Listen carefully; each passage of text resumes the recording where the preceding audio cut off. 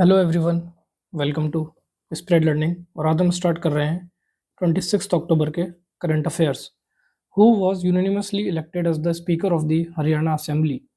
हरियाणा विधानसभा का अध्यक्ष सर्वसम्मति से किसे चुना गया? तो इसका करेक्ट आंसर है Harvinder Kalyan. Harvinder Kalyan elected as the speaker of Haryana assembly. और हरियाणा के चीफ मिनिस्टर कौन है? वो है नायाब Singh Saini. What will now be included in the annual confidential report of Uttar Pradesh officials? Uttar Pradesh के अधिकारियों की वार्षिक गोपनीय रिपोर्ट में अब क्या शामिल किया जाएगा? तो रिसेंटली उत्तर प्रदेश गवर्नमेंट ने एक डिसीजन लिया है, जो उत्तर प्रदेश के डिस्ट्रिक्ट मजिस्ट्रेट और डिविजनल कमिश्नर हैं, उनकी एनुअल कॉन्फिडेंशियल रिपोर्ट में investment promotions and facilitation effort को ऐड किया जाएगा। इसमें यह देखा जाएगा कि जो डिस्ट्रिक्ट मजिस्ट्रेट और डिविजनल मैनेजर्स ने कितना एफर्ट किया है, उनके जो एरिया है या उनके जो डिस्ट्रिक्ट है वहाँ पे इन्होंने कितना इन्वेस्टमेंट अट्रैक्ट किया है। तो इसका करेक्ट आंसर हो जाएगा investment promotion and facilitation efforts. Which international honour was awarded to professor Rohini Godbole?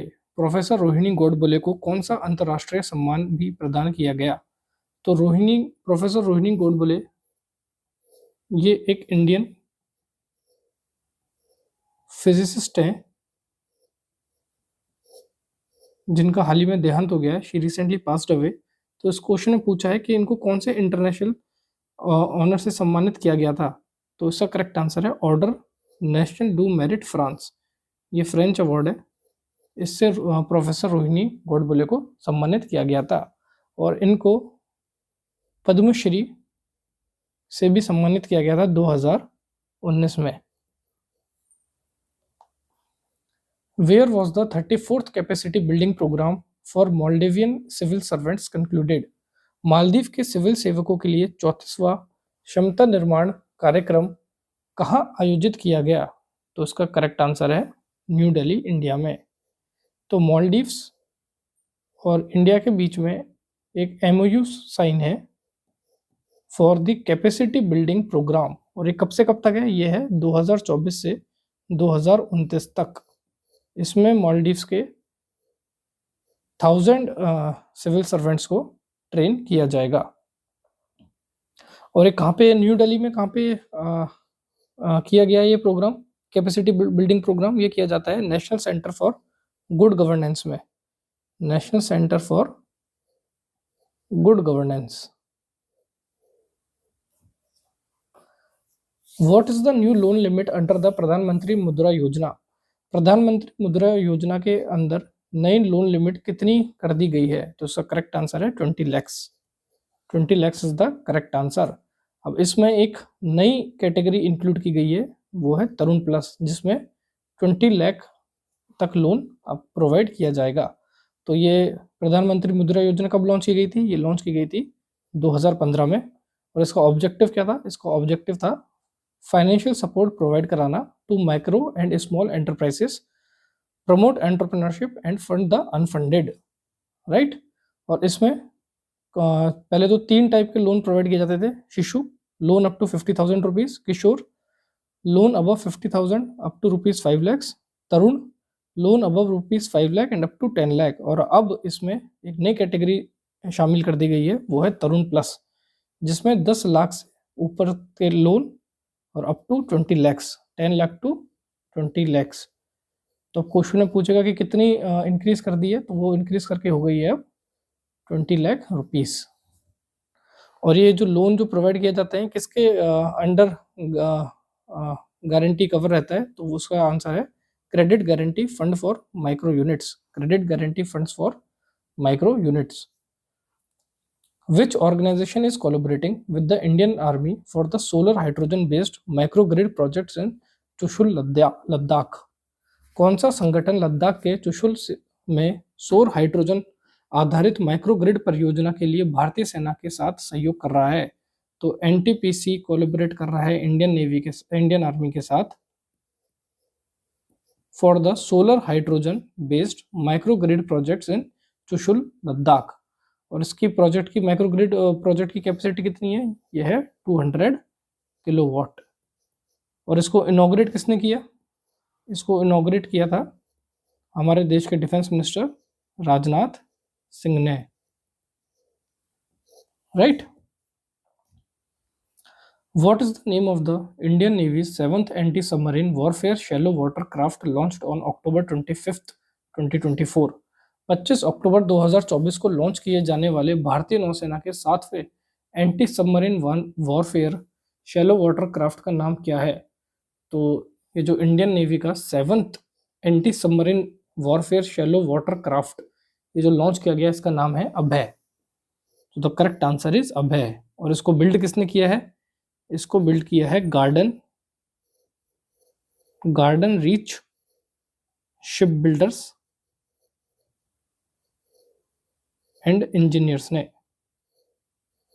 Right. Garden Reach Shipbuilders and Engineers ने इसको बिल्ड किया है और इसका नाम है अभय। और ये कहां से लॉन्च किया गया है? ये लॉन्च किया गया है L&T की कट्टुपल्ली फैसिलिटी से। लॉन्च किया गया है L&T की कट्टुपल्ली फैसिलिटी से। और इंडिया के जो 7th anti submarine warfare shallow water craft इसका नाम है अभय। In which country was the 11th edition of the Asia Clean Energy Summit held in 2024? 2024 में एशिया स्वच्छ ऊर्जा शिखर सम्मेलन का 11वां संस्करण किस देश में आयोजित किया गया? तो यह आयोजित किया गया सिंगापुर में। सिंगापुर में 11th edition of Asia clean energy summit आयोजित किया गया। Which team won the कंवरजी 52nd Nehru junior hockey tournament 2024? कंवरजी 52वें नेहरू जूनियर हॉकी टूर्नामेंट 2024 किस टीम ने जीता? तो इसका करेक्ट आंसर है Madhya Pradesh hockey academy Bhopal. Madhya Pradesh hockey academy Bhopal ने जीता है कंवरजी 52nd Nehru junior hockey tournament. Where was the 17th Urban Mobility India Conference and Expo 2024 held? 17वां शहरी गतिशीलता भारत सम्मेलन और एक्सपो 2024 कहाँ आयोजित किया गया? तो यह आयोजित किया गया गांधीनगर गुजरात में। गांधीनगर गुजरात में। उसको इनॉग्रेट किसने किया? इसको इनॉग्रेट किया गुजरात के सीएम भूपेंद्र पटेल ने। भूपेंद्र पटेल ने इनॉग्रेट किया 17th urban mobility India conference and expo 2024। और इसकी थीम क्या थी? इसकी थीम थी standardization and optimization of urban transport solution, right. Standardization and optimization of urban transport solution.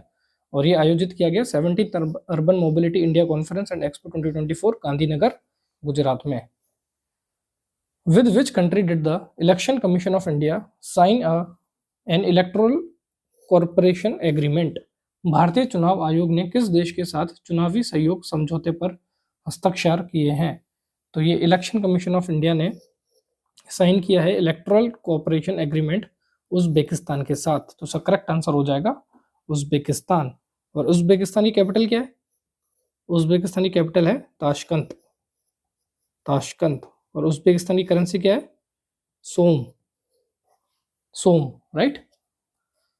What is the revised growth forecast for India for financial year 25 according to the National Institute of Public Finance and Policy? राष्ट्रीय लोक वित्त एवं नीति संस्थान के अनुसार वित्त वर्ष 2025 मतलब करंट फाइनेंशियल ईयर 2024-25 के लिए भारत के लिए संशोधित विकास पूर्वानुमान क्या है? तो इसका करेक्ट आंसर है 6.9 to 7.1%। तो जो रिवाइज्ड ग्रोथ फोरकास्ट है फॉर इंडिया फाइनेंशियल ईयर 25 के लिए और किसका है? ये national institute of public finance and policy, वो है 6.9 to 7.1%।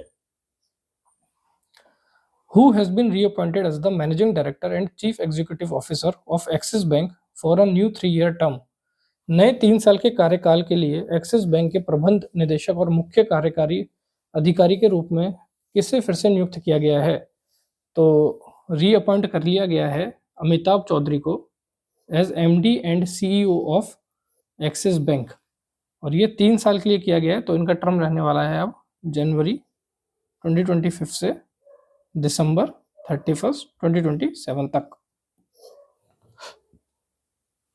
Which company has recently dethroned Apple to become the world most valuable company? हाल ही में कौन सी कंपनी ने एप्पल को पछाड़कर दुनिया की सबसे मूल्यवान कंपनी बन गई है? तो एप्पल को पछाड़कर, एप्पल को डीथ्रोन कर कर एनवीडिया वर्ल्ड की मोस्ट वैल्यूएबल कंपनी बन गई है। एनवीडिया के शेयर में बहुत उछाल आया है, तो उस कारण से ये वर्ल्ड की मोस्ट वैल्यूएबल कंपनी बन गई है। Which company inaugurated its new India and South Asia headquarters and training center in the National Capital Region? किस कंपनी ने राष्ट्रीय राजधानी क्षेत्र NCR में अपने नए भारत और दक्षिण एशिया मुख्यालय और प्रशिक्षण केंद्र का उद्घाटन किया है? तो एयरबस ने, तो इसका करेक्ट आंसर हो जाएगा एयरबस। एयरबस ने इनॉग्रेट किया है it's new India and south Asia headquarters and training centres in the national capital region, तो इसका करेक्ट आंसर हो जाएगा Airbus. What is the amount of the loan announced by the European Investment Bank for Bengaluru suburban railway network? Bengaluru के उपनगरीय railway network के लिए यूरोपीय निवेशक बैंक द्वारा घोषित ऋण की राशि कितनी है? तो यूरोपियन यूनियन बैंक ने जो लोन अप्रूव किया है उसका for Bangalore suburban railway network, तो उसका करेक्ट आंसर है pounds 300 million. Pounds 300 million approve किया है, लोन अप्रूव किया है यूरोपियन इन्वेस्टमेंट बैंक ने for Bengaluru suburban railway network, right. So that's all for today, thank you very much.